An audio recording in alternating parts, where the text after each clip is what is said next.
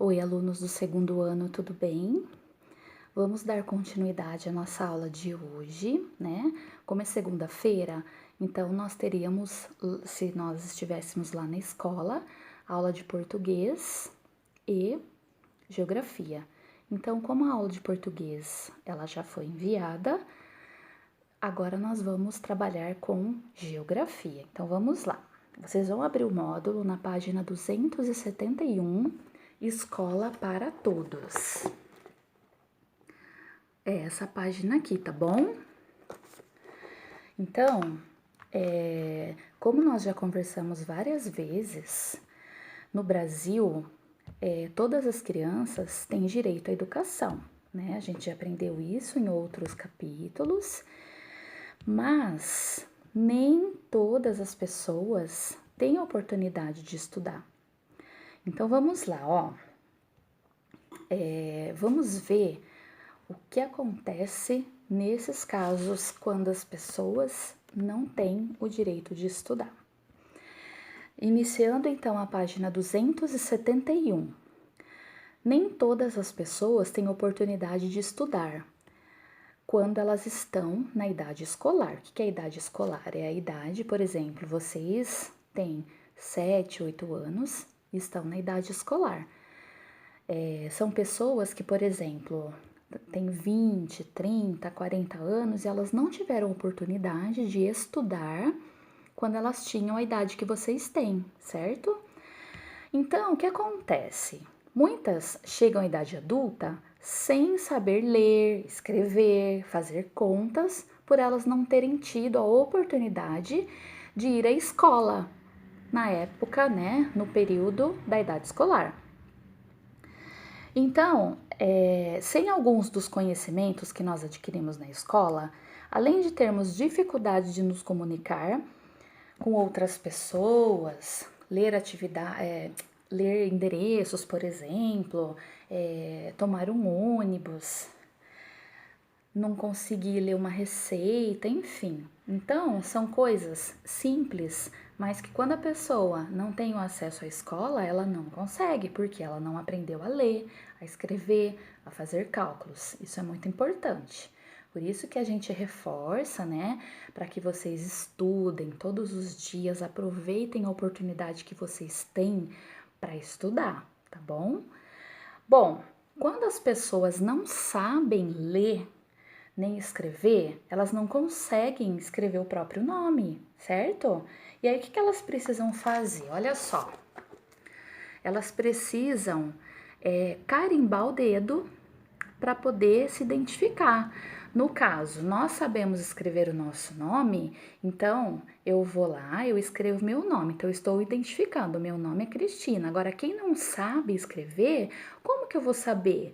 Então a pessoa usa o dedo, né, o polegar, para dizer, através do polegar nós temos informações, cada um tem uma informaçãozinha diferente, e aí identifica que essa digital é desta pessoa, tá bom?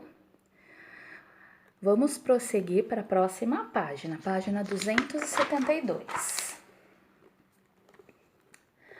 A maioria das pessoas, olha aqui, agora essa página, tá bom? A maioria das pessoas que chega na idade adulta, sem frequentar a escola, também tem dificuldade de encontrar um emprego, o que causa uma série de problemas.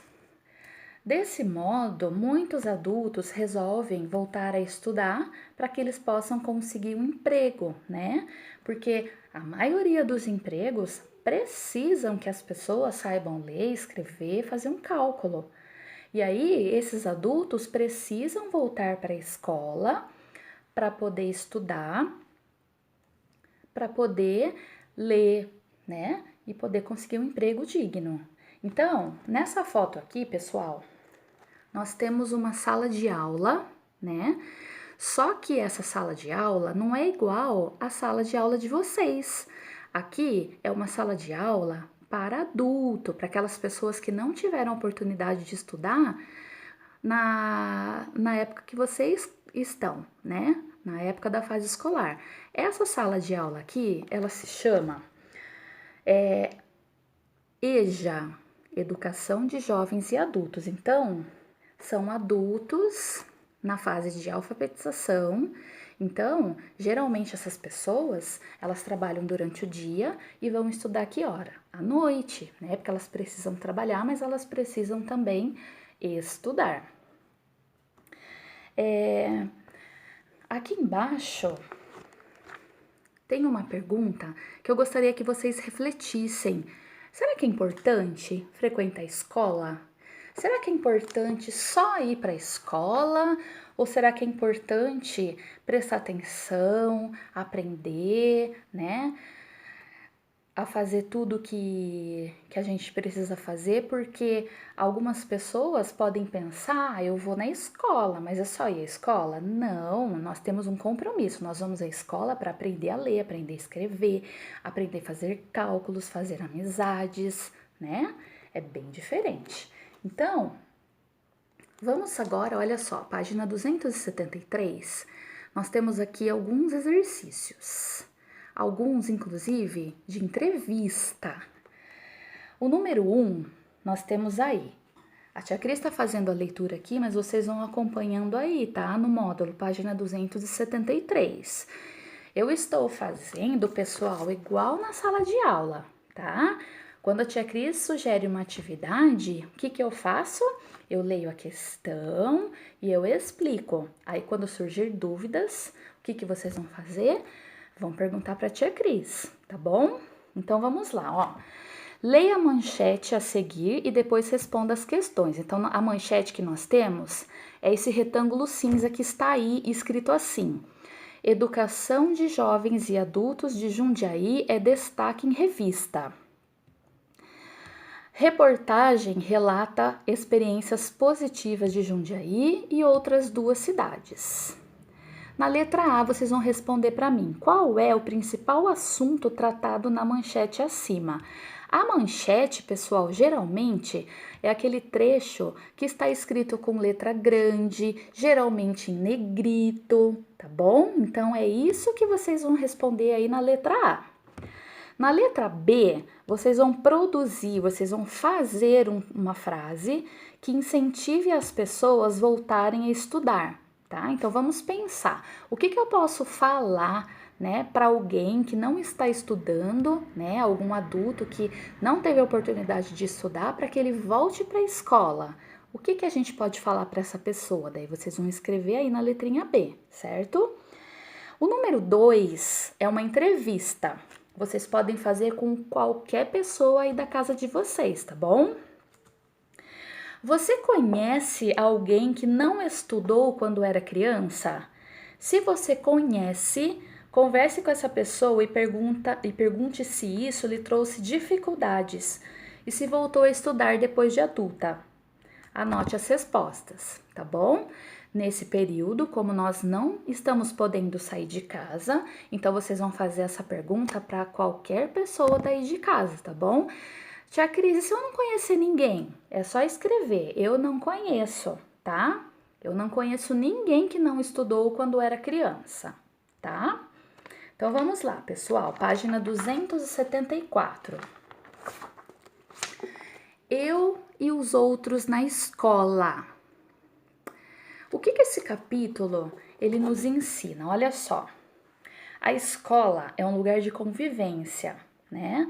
Nós vamos para a escola, não é só a gente que está na escola, somos nós e muitas outras pessoas, sejam alunos, funcionários, professores. E nós temos que ter algumas atitudes boas, positivas, que transformem aí a nossa convivência legal. Como eu devo fazer isso? Vamos pensar na sala de aula. Fazer silêncio durante a aula é uma atitude de boa convivência, né?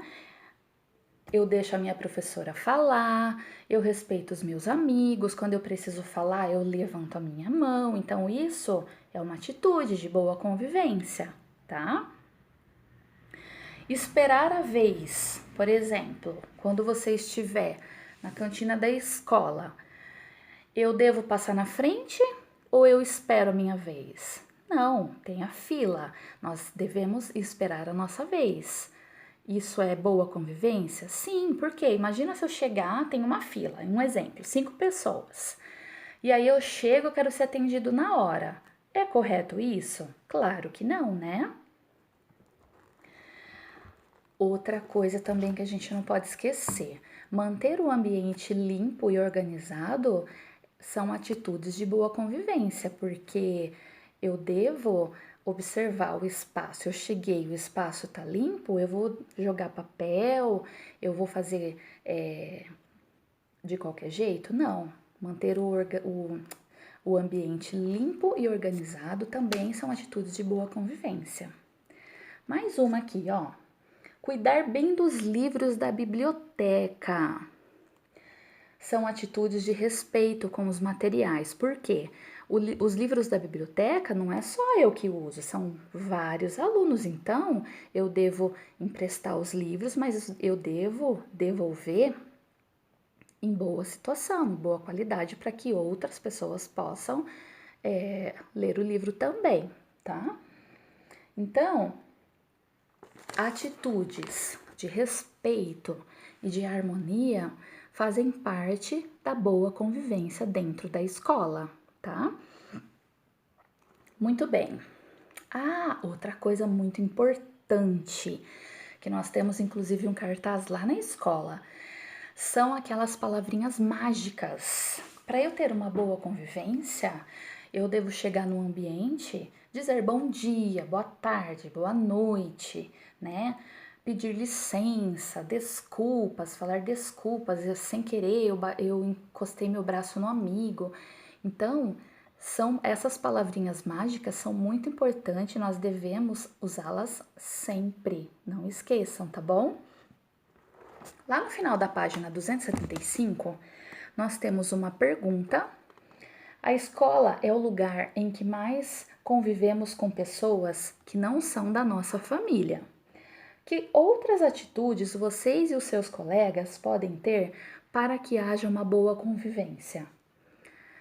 Para que haja uma convivência entre as pessoas da escola, tá? Então, aí vocês vão responder aqui. Então, vamos lá, pessoal. A página 276, nós não vamos fazer hoje, tá bom? Nós não vamos falar sobre esse assunto aqui hoje. Vamos para a página 277, que é essa página aqui. Falando de boa convivência, né? A tia Cris citou aí vários exemplos de boa convivência. Vamos lá. Vocês vão observar essas duas cenas e vocês vão completar os balões, que são balões de fala, tá? Com situações de educação e uma boa convivência. Então, nós temos duas situações aqui, tá bom? Então, eu espero que vocês tenham gostado da aula de hoje. Qualquer dúvida, a tia Cris está à disposição. E até a nossa próxima aula, tá bom? Um beijo!